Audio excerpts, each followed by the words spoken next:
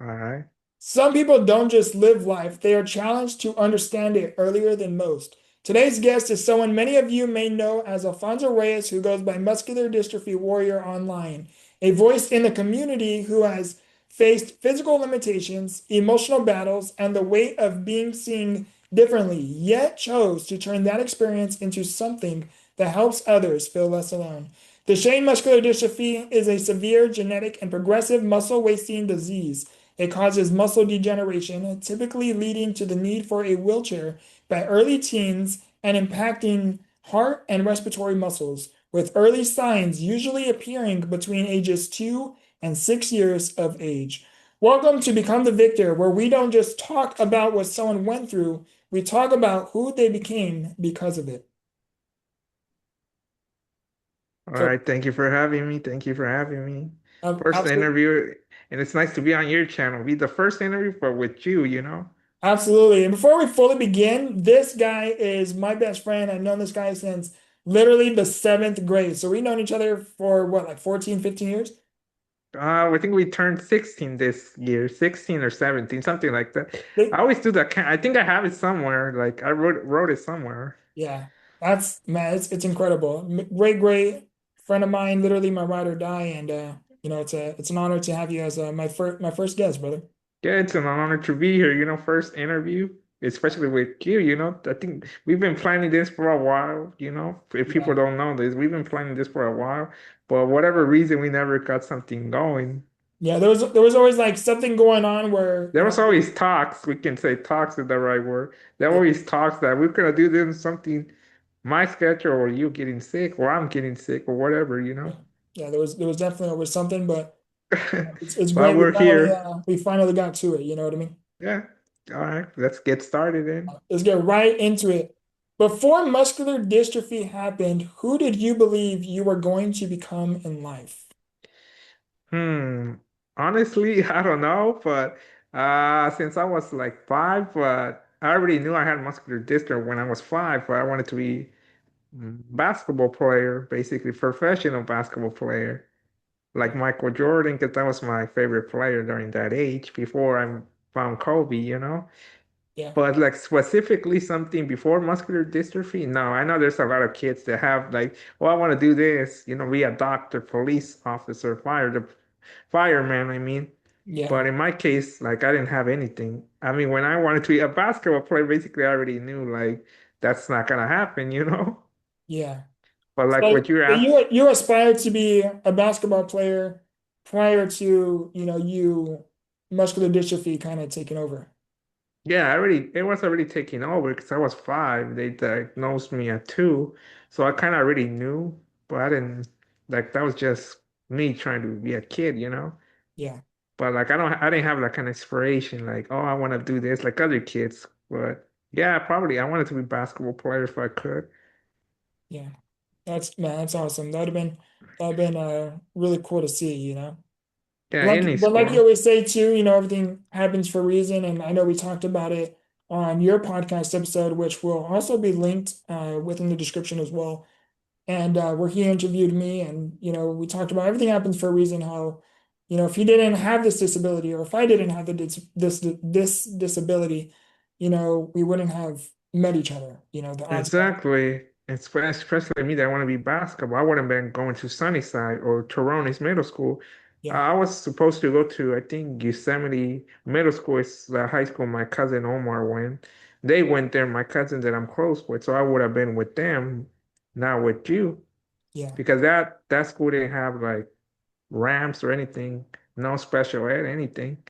yeah, There's just regular students, so that's why I always say if I would have played basketball, a lot of things probably wouldn't have happened. I wouldn't met you guys, or I would have probably never been to a Laker game or a Niner game. A lot of stuff. So yeah, but I never like answering back to your question. I never like had an idea what I wanted to do. Until five, I wanted to be a basketball player, but it's like I already knew that wasn't gonna happen. So, but to answer your question, I didn't really have anything like other kids, to be honest.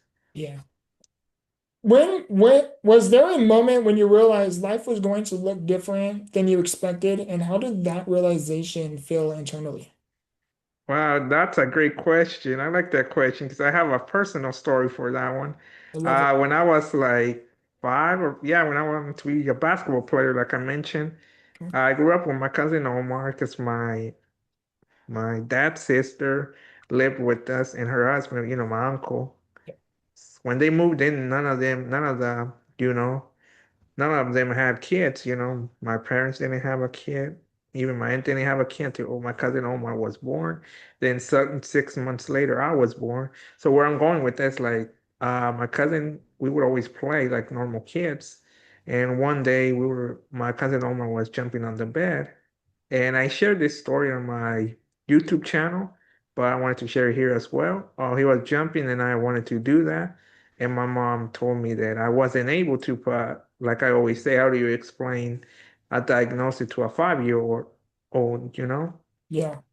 I mean, if you explain it, it can be like, how do I tell him, without make him feel bad. And my mom, the only approach she found was like, since Omar's older, 6 months older than me, like he's like your age, since you're 6 months older than me. Yeah. I'm going with that. My mom said, like, once you get older, because Omar's older than you will be able to jump. But my mom always knew that wasn't gonna happen. But she was like, how do I explain this, you know, and stuff? Because doctors always mentioned that it was best if they explained it to me in a way I could understand it Hmm. and stuff. So that's when I basically realized like if I can't jump on the bed now that I'm a kid, imagine when I become a teenager or an adult, like there'll be things that I probably won't be able to look forward to.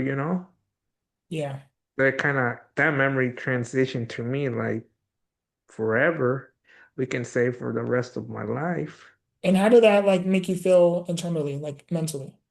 Mentally, it was like make me feel like, man, how am I gonna survive this? Because I Yeah. was like, I know, my limitation, but when you're a teenager and adult, sometimes you can find illusion on, goals that are not important.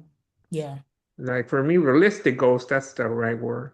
So I was always like mentally worried, like, what if I don't you know, follow what I learned. Like when I was a kid, you can't do this. Try to. So that's why I always felt like, oh, what am I gonna do if I'm in a certain situation? What am I gonna do when I get older? Am I able to survive, or gonna be upset at the world? Right. Yeah, something living with a progressive disability, like you have Duchenne muscular dystrophy, I have Correct. spinal muscular atrophy, which they're Mm-hmm. similar but different. And but the Right. similarity of it is it's progressive, so progressive means Mm-hmm. over time our disabilities worsens. And Correct. like what Correct. you're talking about, where you think about the future and you're like, am I going to be angry with the world? Am I going to be frustrated with, with what's to come? Like what's going to Right. happen with Exactly. That's what I the always, for me, it was always that, like, what am I gonna do? So even though I was five, that always stayed with me. As a kid, not much. Teenager, adult, it was like, once I get to that point, I'm like, what am I gonna do? Yeah, it's definitely not the easiest thing to have to accept or let alone experience. Yeah, like It's talking about a accepting, challenge. I feel like I try to, what helped me is like accept it like as soon as possible. But it sounds easy, like, it's me saying as soon as possible, it's like, oh, I had to focus on that. Yeah, No, you have to at least, I mean, try over the years to accept it. yeah. But it's What do not you think like, actually helps and helps you, accept the realities of your disability? um, I would say like life in general. Because for me, like I have a lot of family here, so I've seen a lot of things, Yeah, that if a lot of personal problems that, struggles they're going through, especially the ones that are my age, they're, really not mature enough, hmm, because their parents sometimes they want, oh, we want you to go to school, this and that, and they're not doing it. So yeah, for me, it's like I have a lot of examples, of families not, struggling, even though they're able to do a lot of things, they choose not to. I mean, they're not doing bad things, they're just not really responsible, you know? yeah. They That don't feel makes like they want to. they don't want to work hard. They think, oh, things come easy, but it doesn't. So that's why I feel life in general helps you, accept it. 'Cause for me, I realized like, uh, maybe I would have been doing a lot of stuff like they're doing, not really responsible, this and that. Yeah, Like having a disability is like a whole different life, not absolutely. life world. So that's why I feel like that helped me. But if I talking about every other person, I think, you know, finding realistic goals, I'll say it helps. Find something you're passionate about but are able to do. Yeah. We're gonna touch on that too. Within these upcoming questions. I'm very, very curious to see what you have to say Yeah, yeah, yeah. I like the question so about the far. future. Let's keep it What going then. what has been the hardest mental or emotional struggle that people watching your videos would never see? That's a tough one. Like the Yeah, question, but tough one. yeah, Maybe what the future holds, I feel like. I don't know if it's a fear what the future holds. yeah. Because when my disability is progressive, I don't know I think it's called a track. They put it like near your throat. I think it's like a track. Oh, a I trach. think trick, I think it's called, yeah. Yeah, so that's always like I don't know, fear, but things that people will never see that I'm have that in mind. Yeah, Like when for walking, I already know what's gonna happen. And with that one, it's like I don't know when it's gonna happen, how things will change. That's something people won't see because you will see me do videos talking about the topic, but that's something you really won't see, like it's me it's reflect on. it's hard. I know exactly what you mean, Yeah, because because it's like I don't know the future. I'm not like some person that I have vision. I can see 15 years into the future. If we all could do that, we could probably change a lot of things. Be like, oh, I have to hurry up and do everything I want. 'Cause I'm gonna die in 15 years, or I'm gonna have a heart attack, or I'm gonna have a disability, or I'm yeah, gonna lose my job. I'm gonna lose my family for whatever reason, personal. I'm gonna lose my home or whatever. We can't see that because if we did, we could probably, you know, we can try to change the outcome, but sadly, we can't see that. yeah. No, I know exactly what you mean. Like you mentioned a trach, and and that's it's breathing. It's your respiratory, so it's definitely not Yeah, an easy so thing. And like the yeah, thought of you being emotionally mature enough to understand, like what is possible. I'm not saying that it's going to happen, I hope it doesn't, but but hmm the thought that you have that emotional intellect to really be aware of the possibilities like that, like it really does say it speaks of your resilience and character, brother. yeah, because I'm like, I can't know. Like every time they do, like to be honest, they won't see this either. Answering that question, like when every time I go see my neurologist, that's where they have a respiratory therapist do the test, the breathing test. Yeah, It's like a breathing test for those that don't know. It's a breathing test, like a machine that tells you how much strength you have in your breathing. So I'm always like, hopefully, because they always say like, oh, it's a little low, but not that bad. yeah. I know. And I I think it's have, called a pulmonary function test, right? yeah, and then yeah, they always do that. I'm gonna have one, I think 25th of this month. So Oh, I'm like, because I haven't had one because we had an issue with seeing the neurologist, this and that. We got that issue fixed. So that's where I see everybody. yeah, So I'm kind of probably we're gonna. I mean, my respiratory therapy. He's a great, great therapist. Honestly, that's awesome. I mean, he has a good sense of humor, but sometimes when it's serious talk, we get him. He's like, tells me like this and that. Just keep doing, using your machines. That's all I can say. But very great therapist. That's awesome. Yeah, people like that too. Like when you're undergoing, if you have an appointment or if you're in the hospital or anything to do in the medical when you're dealing with medical interventions, it's so important to really have people that are compassionate and have a good sense of humor. I know not Yeah, everyone like is like that, that's just yeah, people. but the whole staff is over there. Like my physical therapist too. Like he's a basketball fan, so he always like, oh, how is your team doing? How are Lakers doing? Or That's he's great. like, or something he tells me about, oh, this because I saw something like a new chair that forgot that chair was smaller. I forgot what it did, and he showed it to me. He's like, this is a new chair we're like giving people out. Can you give me one? He's like, man, I don't know, because we're still like, it's new, pretty much new, he said. Yeah. So I don't know how it works right now. I mean, I'm learning. He said I have to go back and learn how this new technology works. So all the staff is great over there. Yeah, that's awesome. I think it's so important too to have people like that because I mean, it's not. Some people can just be going through a season, and people like that just really lift up your spirits, or just it picks you up. You know what I mean? Exactly. So that's why that's something you people won't see. Like every time I go to that, I found like, what are they gonna say? I don't sleep the whole week. I think the whole day Yeah, because it's early. Like it's always like 8 or 9, and plus I live a little further from where I used to, so it's like early. That's yeah, like the first thing they do. I'm like, can we please do that first? yeah, I'm always hoping, but sometimes they're like, oh no, we're gonna wait you first. I'm like, "Oh, who's here? Like who's ready to see me? yeah, It's like they have a lot of patients, so you always hear doors closing in and out. Because some patients got there at 7, so they're the first one. Sometimes they're take turn, or sometimes they're one of the staff is like they open the door like, has so and so come? Yeah, I'm like, no.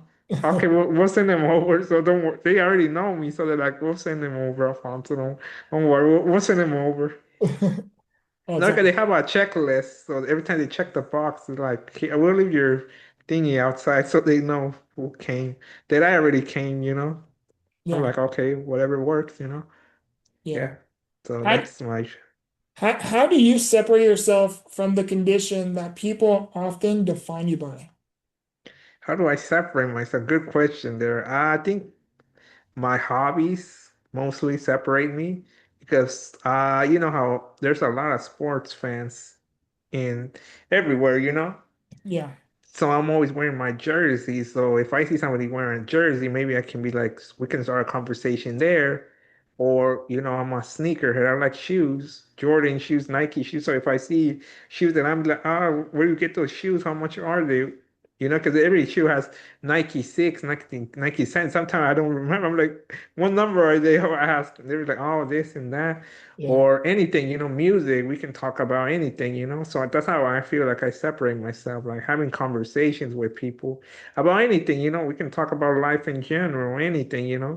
I yeah, feel like that's helps separate your disability because the wheelchair, that's all they see. But once you get to do a conversation with that person, you see you're more than that chair.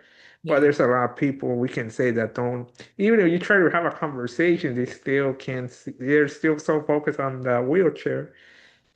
yeah. So, Some but over some that, people some people will see you, and they first impression is the wheelchair, the object in front of them. yeah, But then, like when you actually get to communicate with the individual, you realize that they're just as much of a person and human, just yeah, you. for example, my cousin's Omar's girlfriend always never treated me different. Yeah, The first time she met me, because I didn't know her, like I only heard like Omar seeing someone, like I haven't met her, but yeah. she never treated me. We started talking about different stuff. That's awesome. It's Yeah, so she just important too. like a person. Oh, what do you like doing? Or what are you doing? I told her content creation. Oh, she was like, oh, okay. So she wasn't focused. She's like, I don't do that. It's like I get to know the person. I don't focus on, oh, what he can do or he cannot do.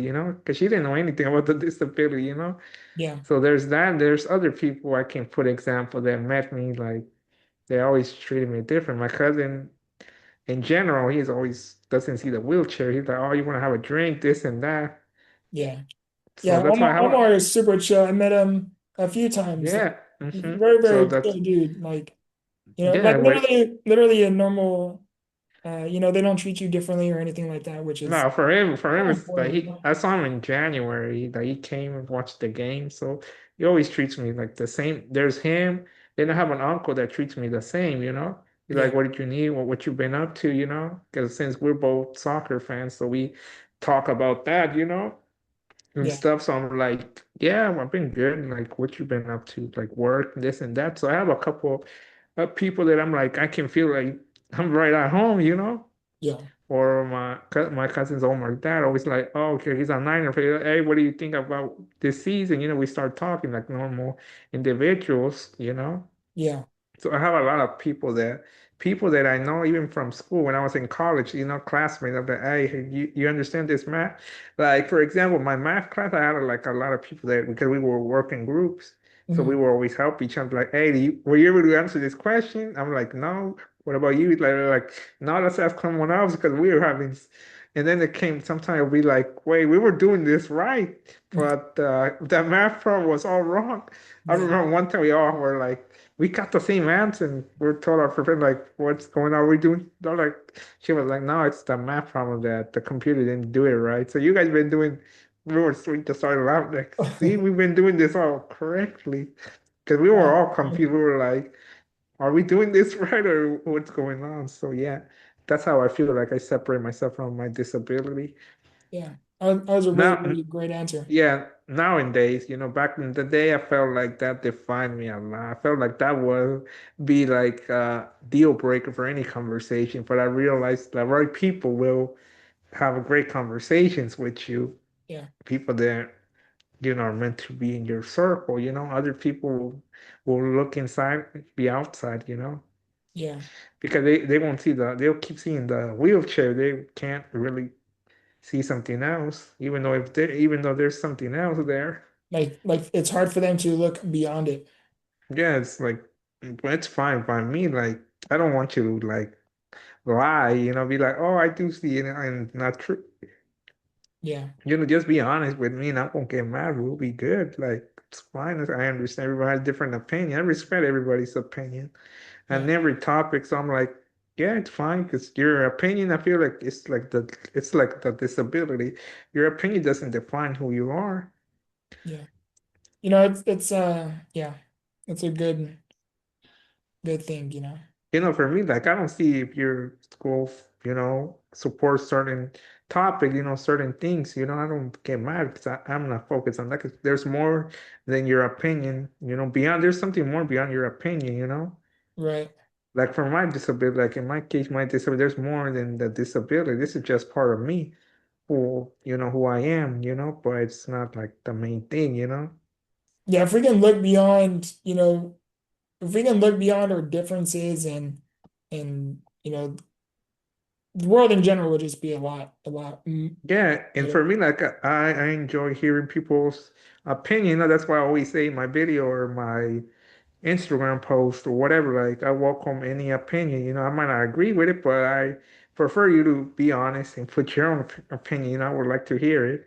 You Even would if we don't respect it. agree, it's yeah, respect it because I watch a lot of sports commentators, like sports show where everybody gives their own opinion. Sometimes it gets heated, sometimes it's like awkward. They respect the opinion, but it always depends on the person. And there's some that are very respectful. They're like, I might not agree with you, but I agree on one point, and then they extend the point. There's always have to. You might not agree on the whole thing, but there's always gonna be something you all will agree on, or Yeah, extend the conversation. Be like, I don't agree with it, but I know where you're coming from. yeah. At what point did your mental health stop feeling like just survival and started to become something meaningful? Something meaningful. I'll say like when I started doing what you may call when I started doing YouTube, it's when things got meaningful again. Yeah. And why So it why was was that? Like, I mean, well, for those like don't really know, your mental health and like, would you mhm. be okay to talk about that? Yeah, yeah, yeah, yeah. Mental health, like I always say, it's a worldwide issue.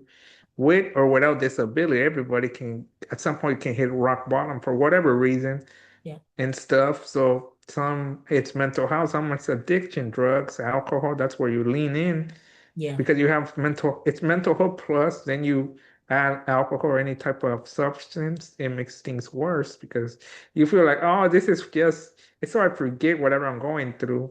I mean, yeah, it goes away maybe for a few hours, but once you go come back to reality, it's like I'm still in the same hole. yeah, So that's why I don't mind talking about mental health because for me it's a very important thing. yeah, But everybody can deal with it, no matter who you are, no doesn't matter your race, your political view, it doesn't matter whatever view you or whoever you are, we all yeah, can hit rock bottom any time for whatever reason, medical reason, personal reasons, whatever. So for me, it was like we talked about how muscular dystrophy is progressive, my muscle get weaker, and it felt like so. Before I get into this a little bit more, I want to say that. I graduated from Fresno City College, a local community college here, yeah, and went to California State University. better known here in Fresno as Fresno State. And so I was 3 semesters away from getting my bachelor's degree. For those that don't know, I speak two languages, Spanish being my first language and English being my second. So I Yeah. want to be an interpreter because bilingual right now can help me a lot. So if I get an interview, I can get interview in English first, then Spanish as secondary. So I have options where I can go interview. I have a lot. So I wanted to do that. I was 3 semesters away, but sadly, muscular dystrophy was getting a little harder for me to continue. And also there was I won't say lack of accommodations. It was mostly accommodations for the classroom, not outside the classroom. That was like feels like basically I know they didn't say this, but basically it's like in other words, like you're on your own. Yeah. So for me, it's like, what am I gonna do now? Because at home I was just gonna play my PS5, watch TV, this and that. And I was like, I needed a purpose. I need something else to do. So that's when my mental health started coming. And I know I saw Victor like in his birthday, which I was already struggling with it, but I was like, I'll be fine. It's just a season, like you were saying right now. Mhm. But then months came on and it was like, yeah, I need something going on. Yeah.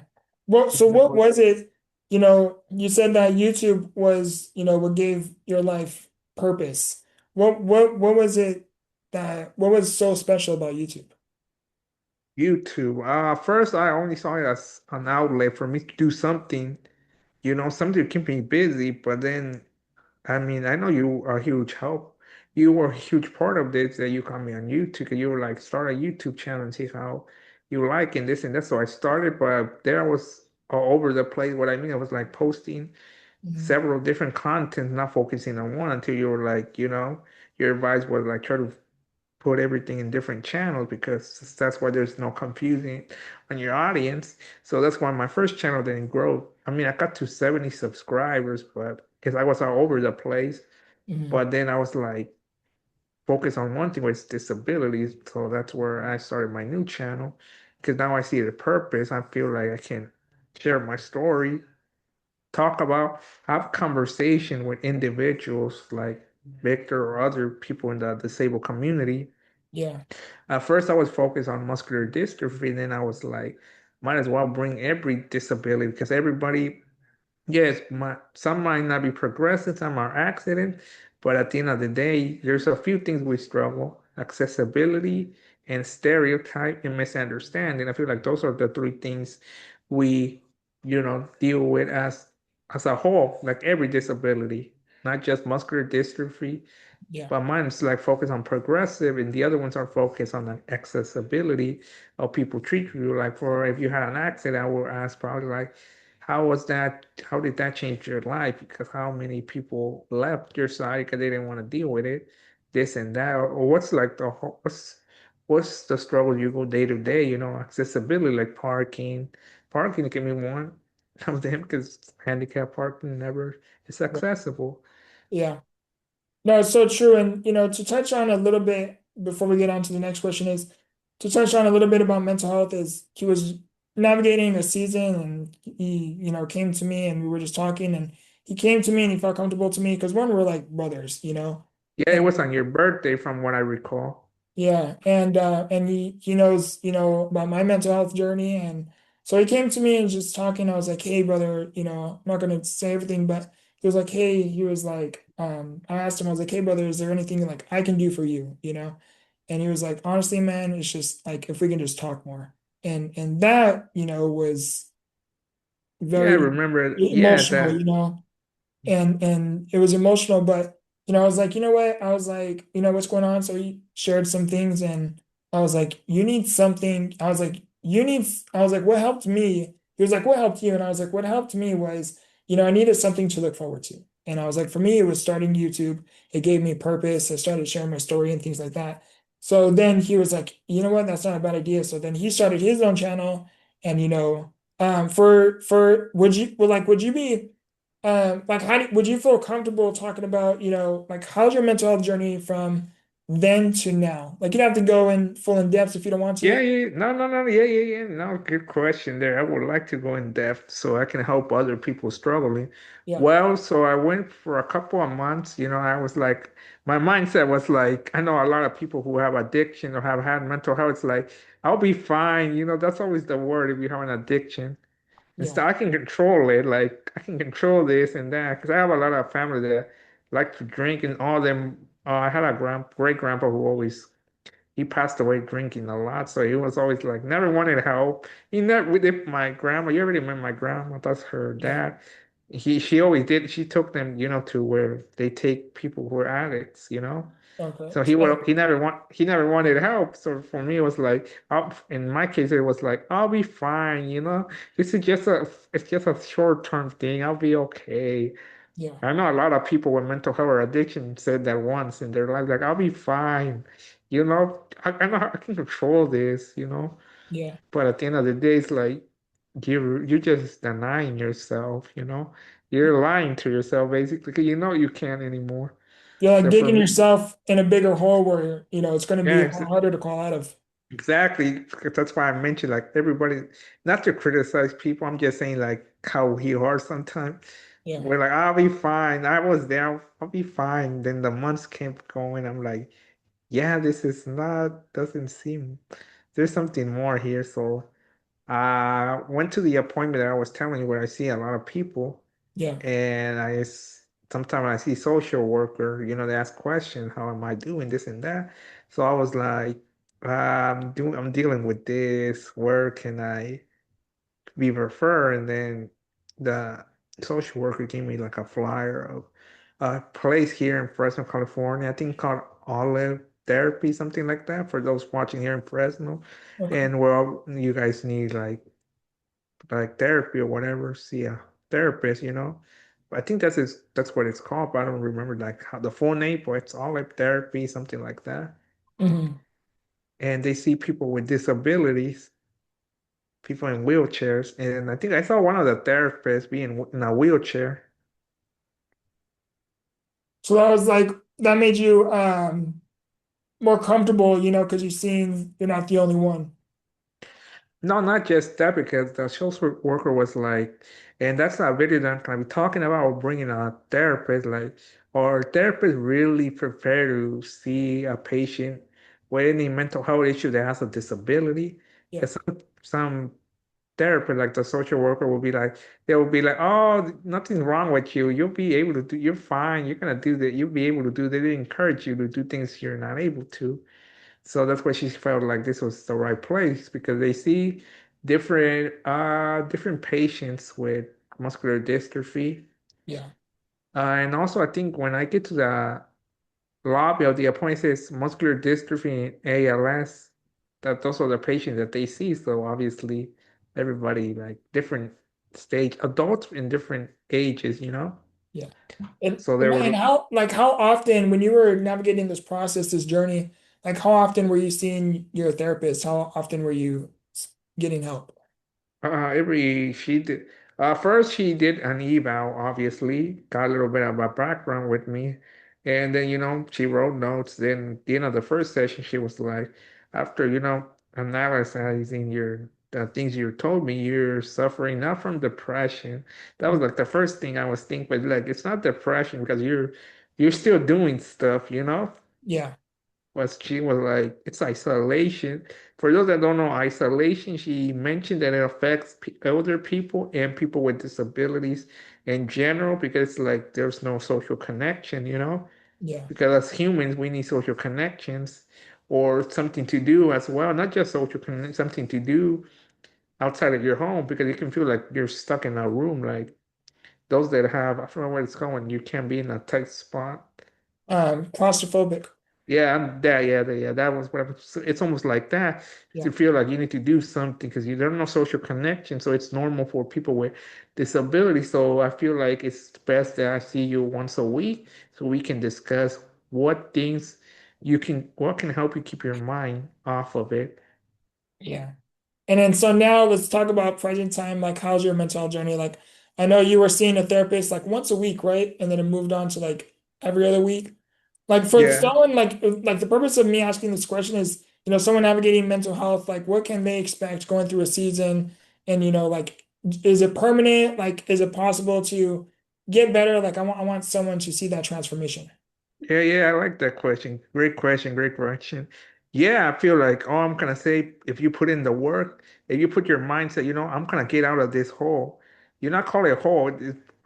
It can feel like, oh, I hit rock bottom, but the issue is not rock bottom is easy to get in, but it's hard to get out of the rock bottom, whatever you're dealing with personally.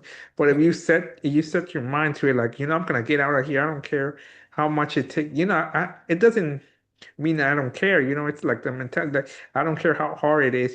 That type of mentality. Not that I'm careless. Yeah. It's that I don't care how much obstacle I go through. I'm getting out of here for whatever reason. So for me, like if you're dealing with something like that, always set your mind to. It's not easy.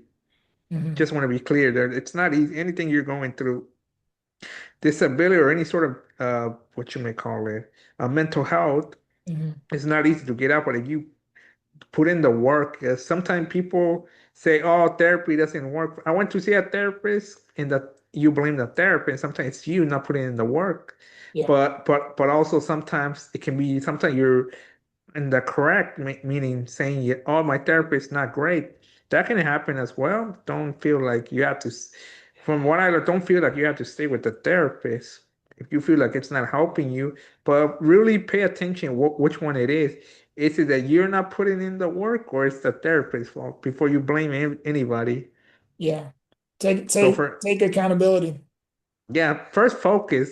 I'm not saying like, oh, there's something you're doing something wrong. No, no, no. Focus first. If you feel like the therapist is helping you, but you're not putting in the work, that's like try to like feel like do the work. I know it's hard. I'm not saying it's easy. It's not like, oh, I'll put in the work today and tomorrow I'm 100% better. No, can take years. Everybody's journey is different. So just Yeah. because someone went to therapy 1 week, for example, I know it's not a week that you go several months or a year, Yeah. but it's just an example, Yeah. just so I don't explain the whole thing. So it's like you put in the work, like if it's once a week, don't focus, like I said, on everybody's journey. You just focus, see therapist, ask questions on your therapy. Like for me, like the last few sessions, I'm like, how do you see my progression? She was like, I see like from when you started, I seen like a huge difference. So always ask questions. How are you doing this? How am I doing? Am I ready to go? Am I ready to go? Get out of therapy or not? Mhm. Always ask. Don't feel like, oh, I'm leaving because I'm tired of therapy. No, no, no. That's not how it works. Yeah.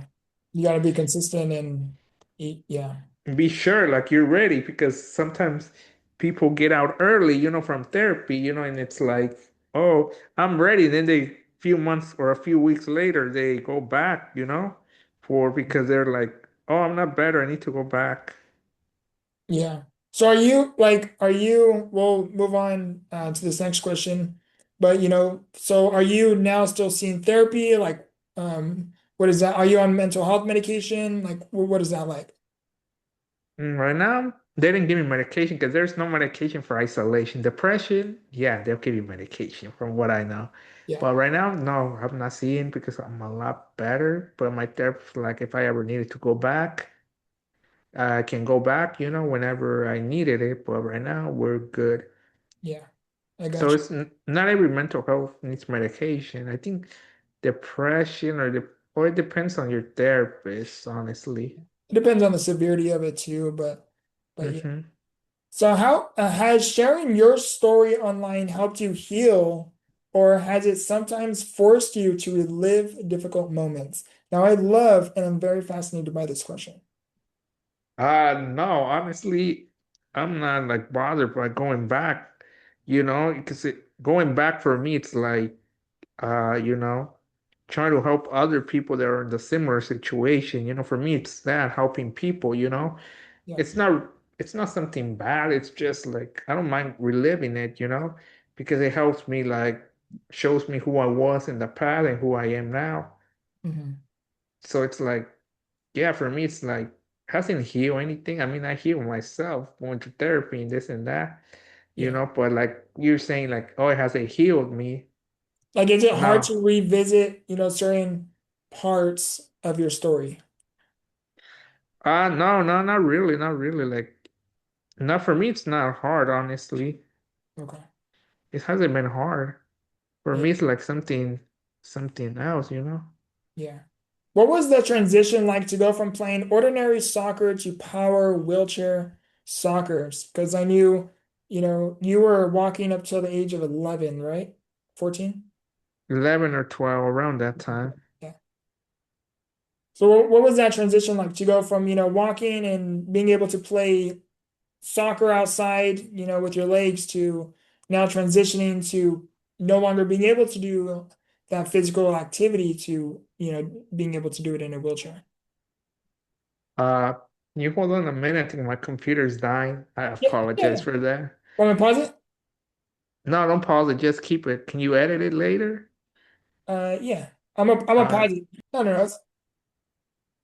No, it's All all right. good. All right. What was the question? I apologize for that. No, no, it's okay. So the question was, what was the transition like to go from playing, ordinary soccer to power soccer? Like, at the Honestly, age I of didn't. 11, you had the physical capabilities to, Honestly, I didn't. Wasn't able to play. I was able to kick a ball like a soccer ball, dribble a basketball, and throw a football. But like play soccer, or didn't like regular soccer, no, because I couldn't run okay. as everyone else. So I would have able to kick the ball. But wheelchair soccer gave me like a sense of being part of a team, you know?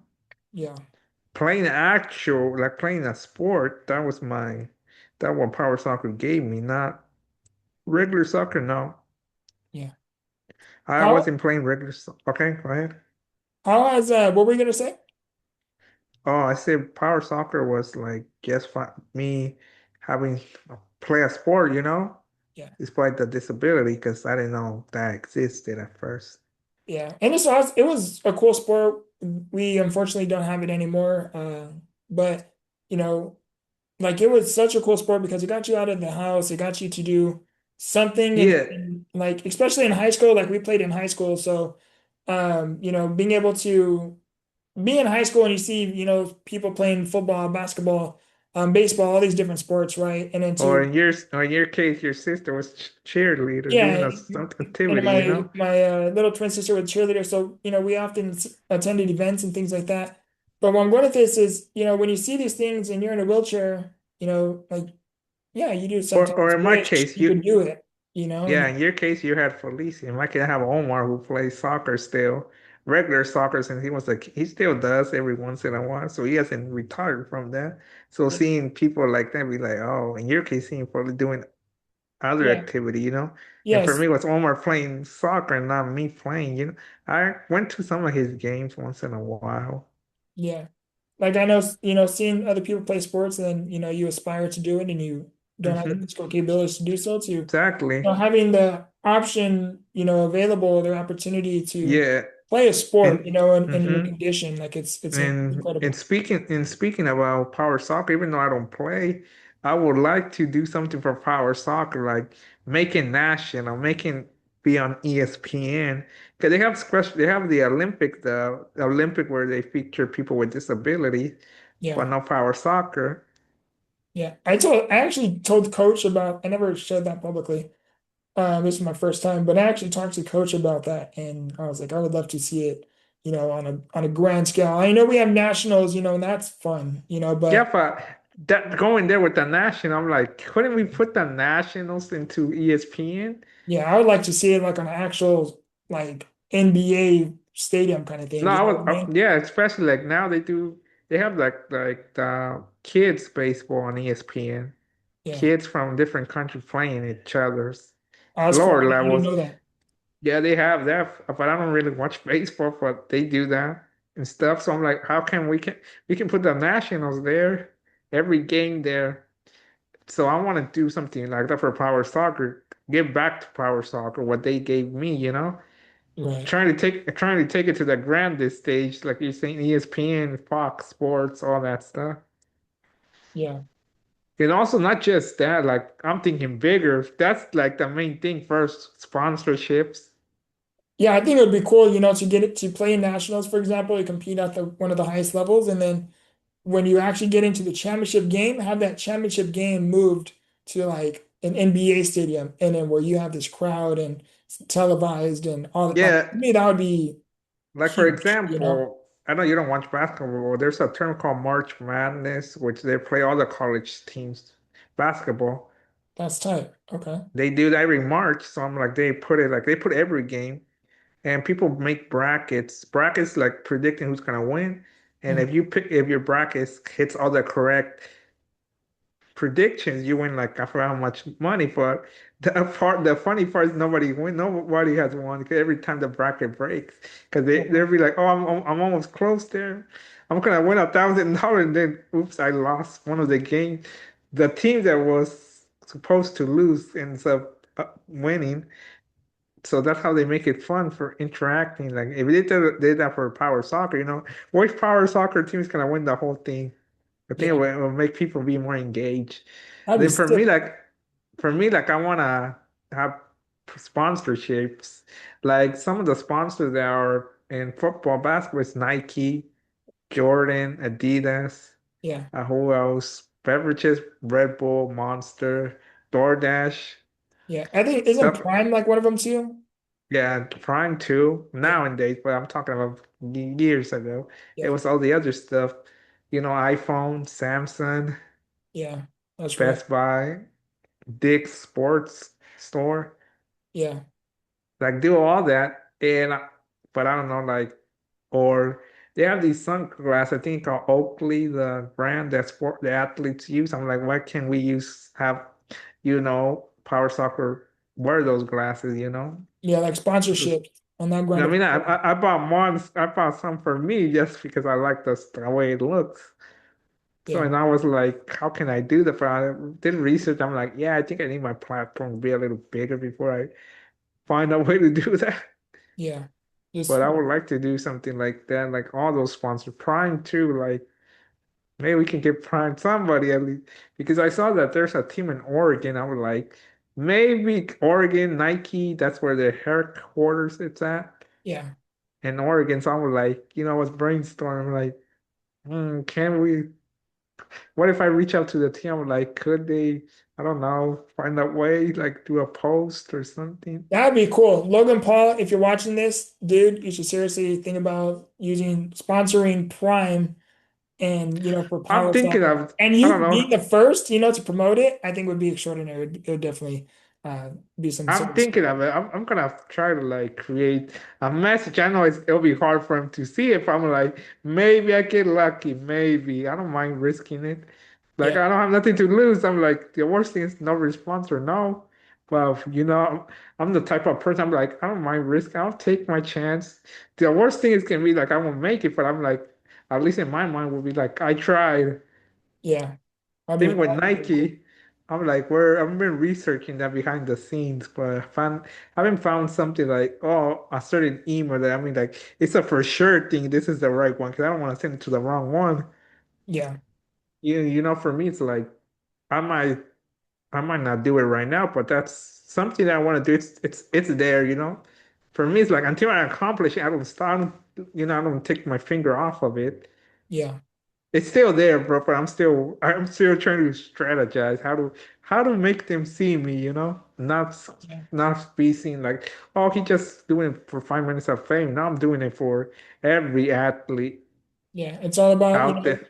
be consistent, build your brand, build a name, a reputation where, like I mentioned in your episode, I Hmm. wrote it in my book, but I said real strength comes when you can whisper and still be heard. Getting to Exactly. So position that is yeah, for me, like for people that don't really know me, you know me for you, but I'm like, I don't take my finger off of it. So that's why when I get a crazy idea, like tell my, nobody's gonna stop me. yeah, If I get upset at someone, I'm not taking it lightly. yeah, People, my family, they're like, no, we shouldn't say anything. They know how I am. They're like, no, he's not gonna take it lightly. He's gonna yeah, do some crazy, gonna go off or do something.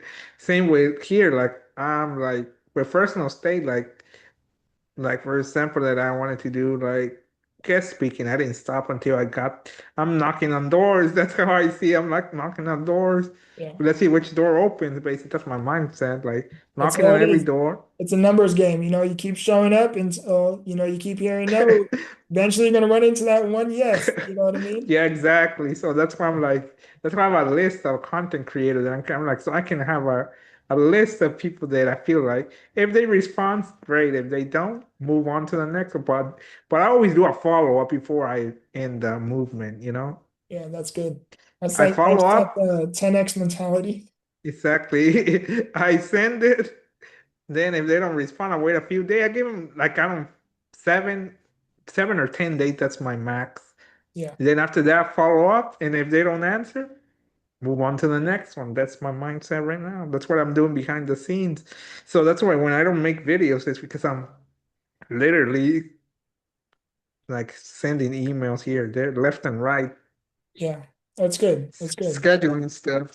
So there's like for me, like for those that don't know, I might be uh being a guest speaker in my university, but nothing's done yet. There's no done deal yet, but Yeah, we're working on it. We're working on it. So yeah. Just one step at a time. You just do your exactly. part and let the Like for me, universe like do yeah, its because I don't like to say about my project. Like if I say something, if I mention something about my project, I'm like, it's not done, it's not a done deal yet.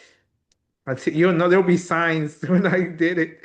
There'll be something that will tell you. There'll be a sign that I made it. But right now, there's a lot of work behind a lot of the scenes. Nothing is a done deal yet. So Yeah. still working on it. How has living with muscular dystrophy reshaped your understanding of what real strength actually means? Real strength. Good question. I'll say like, yeah, because every day's a challenge. There you have the good days, the bad days. I think that shapes you. Life in general shapes you as well. But Yeah, what you going with your question is, I think it shapes you on its own, because you day to day you have to deal with a lot of stuff, stereotypes, not just that, but you know, not sleeping sometimes, having a bad night, hospital sometimes. For me, I haven't been to the hospital, but I've been a few times, but yeah, nothing serious. So it's like you never know what can happen, you have your good day, your bad days. I think that shapes you, for me, in my personal opinion. This is my opinion, I think it shapes you. I don't yeah. know what you think about this. Yes. So what does real strength mean to you? Resilience? Is it endurance? For me, real strength would be like waking up every day, you know, with a positive mindset. I know it's not easy. Waking up every day, trying to do your best. Like Kobe would say, my favorite player, be your best version every day. Like he said once, like on Monday you can have a bad day, but that's why we have 7 days a week. If Monday was a bad day, we have Tuesday to make it better. That's Then right. we have Wednesday, Thursday. He was like, we have every day. That's why we have 7 days. You can have Monday. The whole week could be bad, but we still have next week, next month, That's next right. year. So I was like, I think that's real strength. Yeah, Yeah. you might have a, bad day at work or whatever, but you still have tomorrow Yeah. to No, that be was that was a great, great answer. That was perfect. sleep. You sleep and then we wake up the next day and do what we want and do what you're doing. And this is, I feel like we can add this to every part, working out too. Sometimes you'll be like, oh, I didn't go do my exercise, but we have tomorrow to do it. Or if I didn't finish this assignment and you still have a couple of days, you have tomorrow. Or work, like you maybe work was bad that day, or you didn't go to work, we still have tomorrow. Yeah. So that's how I feel like that's real strength. I feel like, in my opinion. Was there a season where you felt completely misunderstood and what helped you move through it? I'll say maybe high school, middle school when we met. They were like the first year using my wheelchair full time. Middle school was full time.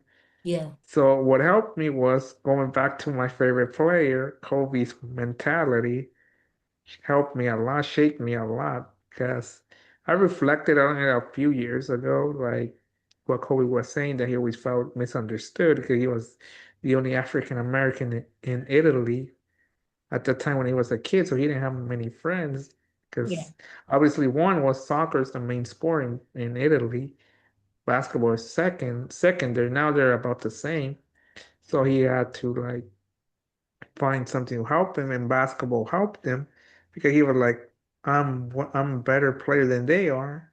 So this I made a lot of friends, and he made a lot of friends there because it was like everybody wanted him on his team because he was too good. Yeah. And for me, his mentality helped me. So for me, like college helped me So going there. That was a his different part. mentality helped you move through it. Yeah, move through, and then special. Then there's that. Then the memory I told you that the question I answered previously, about, how how I saw things that would be different. Hmm. That part too. And having realistic goals, I feel like helped me as well. Yeah, you definitely need a goal, to strive to make you want to look forward for tomorrow, because Yeah, if exactly. if you don't have anything to look forward to, you're gonna, personal experience, you're gonna fall into this thing called depression and it's, Isolation as well. yeah, isolation as well. Or both, or one of them, you're not both or gonna, one of them. you're not gonna Like want I did a tweet post saying like muscular dystrophy and mental health is a bad combination, or yeah, depression and disability is a bad combination. that's deep. Yeah. Yeah, so that's how I see it. That's what helped me, I feel like. Yeah. How do you feel right now? You up for a few more questions or Yeah, how many you have? I have like four more, but it's up to you. How you feeling? No, no, no. I feel You good? great. I feel great. Great question. Okay, Great perfect. question. I Okay, like so that question. It can make me feel like I can talk about stuff that I'm talking on my channel for. Being able to share it on a different channel feels great. It feels great. okay. I just wanted to ask because I know sometimes sitting in the same position for a while can No, no, no. It's not be fine. true. Like I do this I do this like from 2 to 6 o'clock. Do Okay, it content until I eat dinner. So I'm okay, used to perfect. it. I don't get tired. Perfect. I was hoping you said that, so I generated some extra questions. No, So no, no. what That's is great. so what is something this journey taught you about life that you don't think you would have learned any other way? Man, life. Great question. Great question. Man, there's a lot of things that taught me.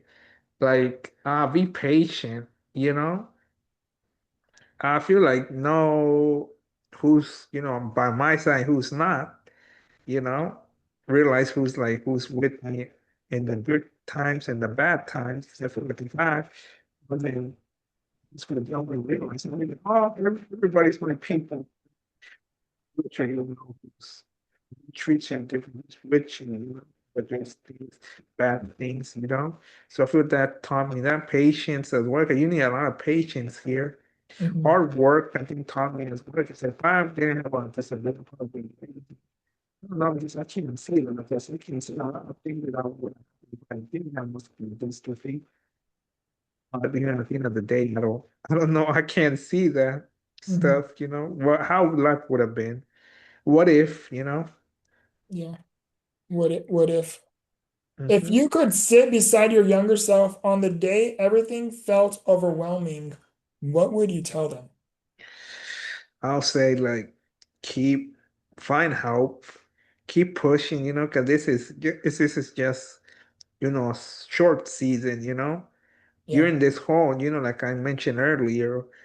You don't get that mindset and be like, I'm getting out of here because I'm getting out of this hole yeah. because there's a purpose. There's something more out there than just you going to college or making it that far. There's other things you can do with yourself. There's There's like other there's like more so to much you have life. yet to discover. Exactly. There's more to life than just that part. Yeah. What part of this journey are you still learning to accept today? Man, like being patient. Being patient, I think that's the only thing.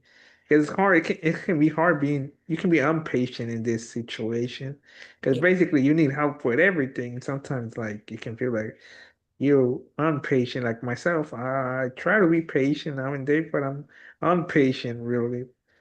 yeah. I'm very impatient at times, but YouTube has taught me to be patient because every time you upload a video, it can be 0 views, and in a few hours you can have one, two, 10, 20, whatever the number is.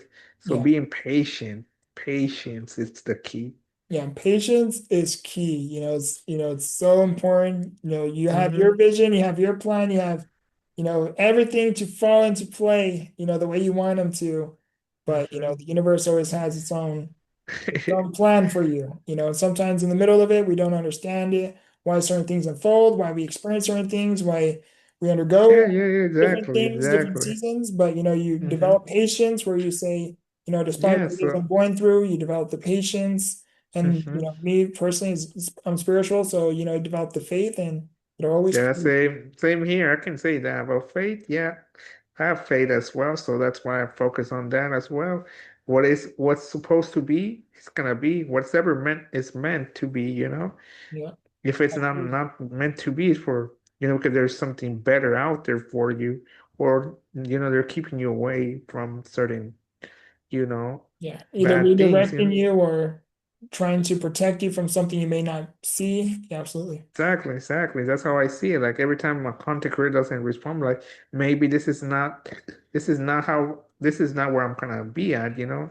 Even getting interviewed by the news, I'm like, if they don't reply back, even though I have follow up, I'm like, maybe this is not meant, it doesn't mean it's not meant to be, but maybe it's not right now. Maybe never, we don't know. Just keep working on my stuff and we'll see what happens next. Just keep showing up. Exactly. What belief about yourself changed the most from the beginning of your journey to who you are today?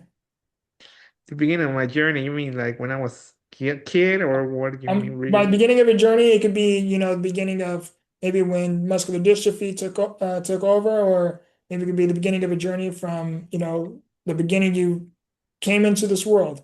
Like what is whatever the beginning of the Maybe journey you want to maybe begin. the beginning of the journey, I want to focus on when I met you, which it was years ago, Mhm. that I wasn't the most talkative person with you. I mean, you know this because you know me so well. Yeah. Yeah, for Maybe those of you like, that don't know him, he was incredibly shy. but like I made a video talking about it. I think I'll share it on your channel. I think it's appropriate now that we're speaking on that stuff. Nothing wrong. Like I know what you're saying, but I don't know what people will think about this. Like I want to know that. Uh, like I mentioned that I was watching a Kobe interview. I know what I said, like that he was the only African American kid, right? Yeah. And he isolated himself from people, and his way was basketball. And for me, I think that was my isolation was his way out from facing, not being understood, And for me, I think that was what you were talking, not being talkative. I think that was my way of, you know, isolating myself from the world, feeling like I was misunderstood.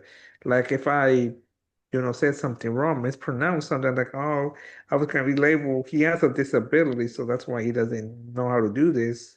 So it was for me it was more a way out. I feel like after watching that interview a few years ago, it kind of I reflected on my own personal stuff, and I feel that was it. Yeah.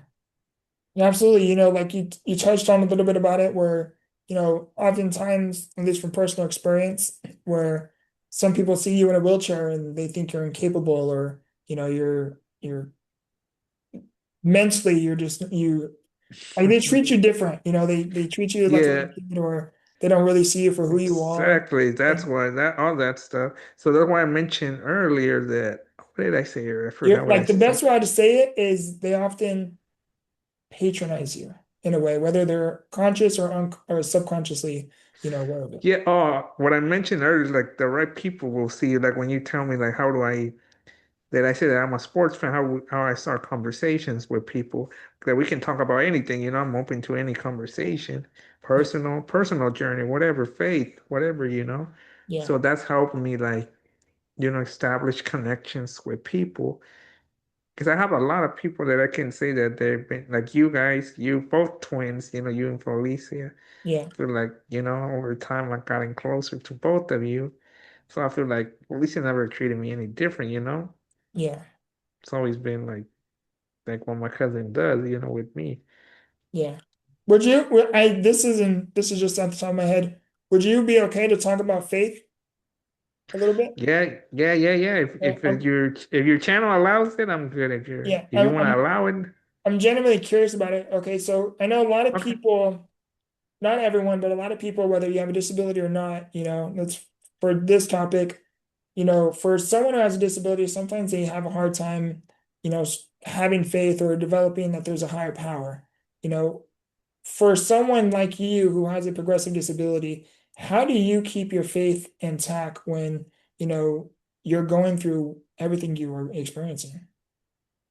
Oh man, that's a tough question. I don't think I have a right answer for this, but I feel like it's more like 'cause I have a lot of people that are faith. My great grandma was always about going to church every Sunday, Mhm. and I keep the faith because I feel like I believe there's a higher power, like you were saying, because I feel like eh, he has helped me in times where I thought was impossible. That's why I feel like there have been times that I'm like. I think he saved me from certain things. So Mhm. that's where my faith started. I mean, I always been a believer, but faith always like over time, faith has taught me a lot of things. Like for example, one of my I haven't shared now talking about faith. I haven't shared that. What I wanted to share was like I took a math test like when I was in college. This was determined like if I will graduate the next coming semester. And for me personally, I feel like some of the answers were wrong.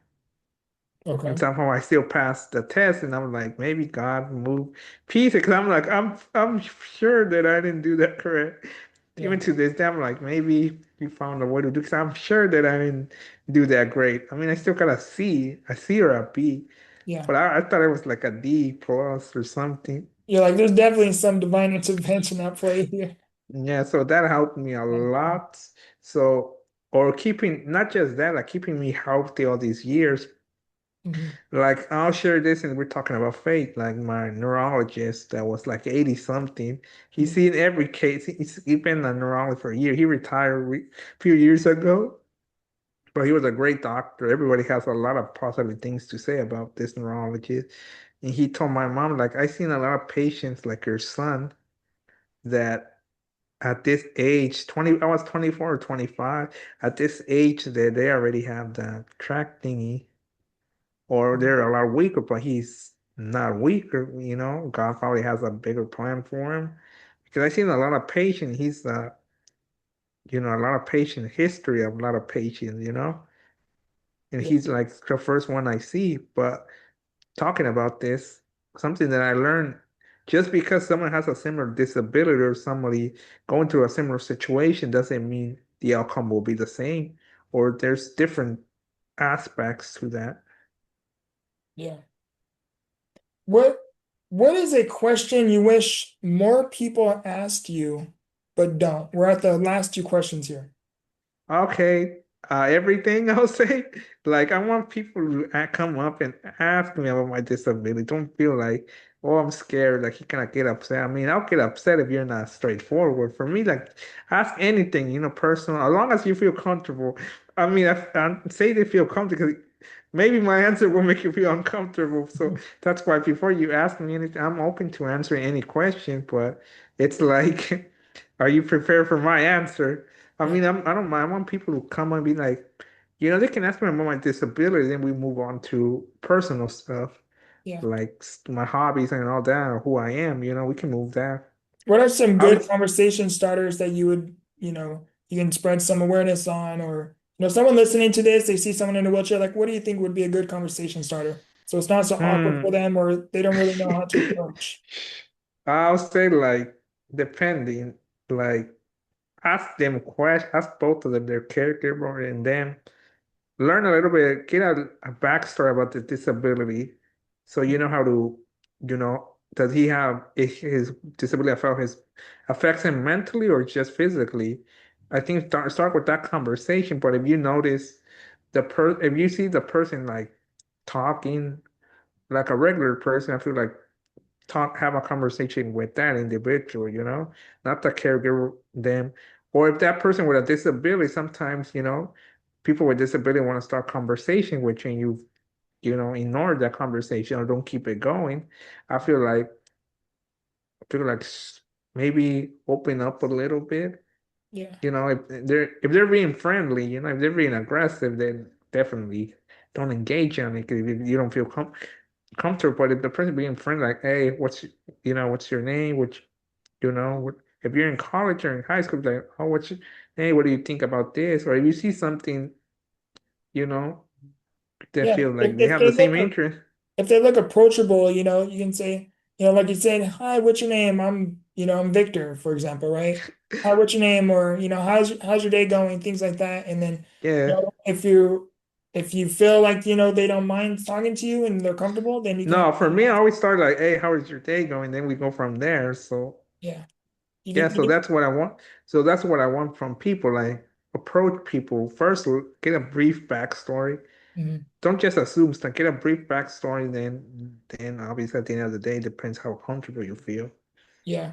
Like even me, Okay. me being in a wheelchair, I'm still respectful. If I see someone in a wheelchair, I'll ask them like, "Hi, hey, how's it going?" And depending on their response will determine whether or not do I just let the conversation go or do I Yeah. continue it, and then I can then ask like if they seem sociable, and they want to talk, Yeah. then I I'll have say, people "Hey," that, yeah. I'll say like, "Hey, do you mind like me asking what is it that you have?" And there's nothing wrong with it. It's not disrespectful, and then people are like, "Oh Yeah. yeah, sure, I have Yeah. SMA, for example." Or I had people that see my jersey and we just random thing, we just start like small talk, like, oh, what do you think of the team and this and that, give my opinion. And mostly everybody like, oh man, I didn't see it like that. They're like, you know what you're talking, you know your stuff a little bit more deeper. So we talk about anything. Yeah. The last question. Someone listening feels overwhelmed in their circumstances right now. What advice do you have for them? Hmm. I'll have several. Then first, faith. Keep the faith. That's first. Then two, you know, don't let your disability define you or whatever you're going through, not just disability. I like to focus on people that are not disabled and people that are disabled, mostly disabled people. That's the first thing. So I would say like keep going, have a mindset that be like, I'm gonna get out of this hole no matter what. You know what you need to do. I'm not saying it's easy, but if you keep a positive mindset, keep going in faith, you'll be okay. I'm not saying like just to be clear, it's not easy, but if you put in the work, the grind, the work every day, put Yeah, yourself like give yourself be the best version you can every day. Put in the work, and still stay positive. Try to find your people, even if it's just one friend, one family member, find your circle. yeah. It's so, so true. And the thing about faith is, having faith doesn't alleviate, your trials and tribulations. It doesn't get rid of your seasons or whatever form of adversity you are going through. Having faith will take you through these seasons, will take you through these storms.